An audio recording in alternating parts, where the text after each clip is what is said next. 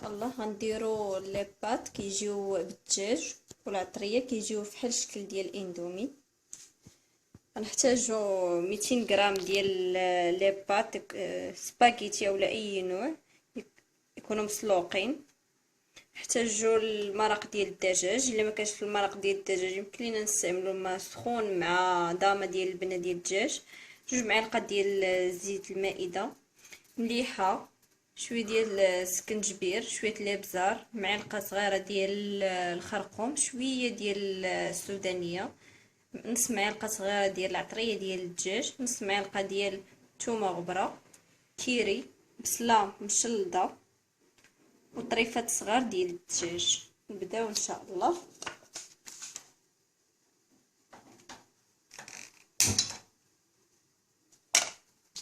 نديرو الزيت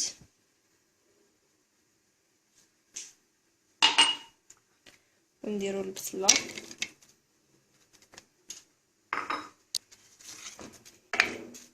نديرو معاها شويه ديال المليحه حيت ديجا لي باط مسلوقين في الملحه،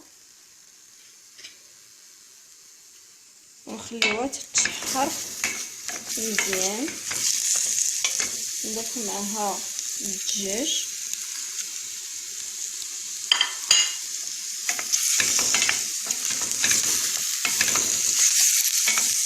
نشحروهم مزيان.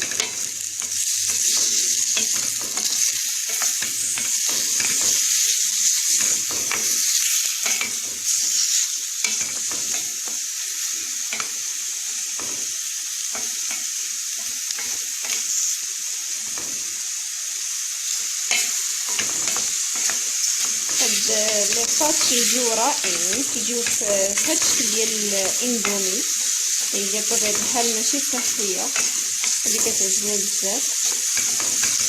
هاد لي بات هي بديل ليها، نخليوها تتشحر مزيان. بعد ما تشحروا البصله والدجاج مزيان نضيفوا ليه باقي التوابل كاملين،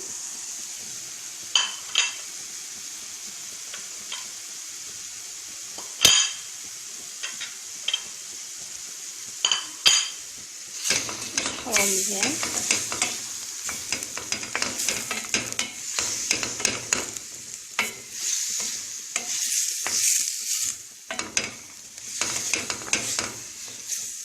خليهم يتشحروا مزيان.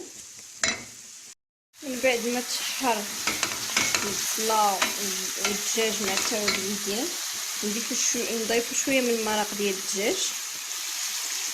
هاد المرق ديال الدجاج غير دوك الطريفات اللي دوك العظومه اللي كيبقاو لينا كنشدوهم كنديروا لهم شويه ديال الملحه والبزار وشويه الثومه وكنديروهم يغليو صافي. من بعد كنحيدوا دوك العظومه كيولي عندنا مرق ديال الدجاج. يمكن لكم تجمدوه في المجمد، تحيدوا ليه غير داك بحال كتكون فيه واحد الليدام ديالو، كنحيدوه صافي. كنقدروا نديرو في المجمد حتى وقت اللي بغينا نستعملو.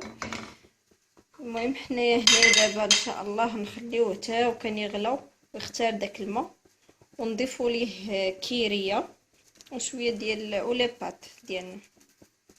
من بعد ما طاب مزيان وهذا الماء تقريبا ديالو صافي قرب يتشحر، نديروا ليه كيريه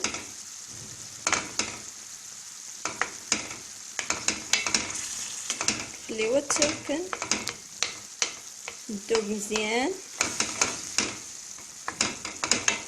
نضيفوا عليه لي بات ديالنا اي نوع بغينا، ولكن السباكيتي كتجي بنينه واحد المذاق رائع. صافي كنخليوها تندمج معاه مزيان صافي، وتنطفيو عليها ونقدموها. هذا هو الشكل ديال لي بات ديالنا من بعد ما طابوا، بالصحه والراحه.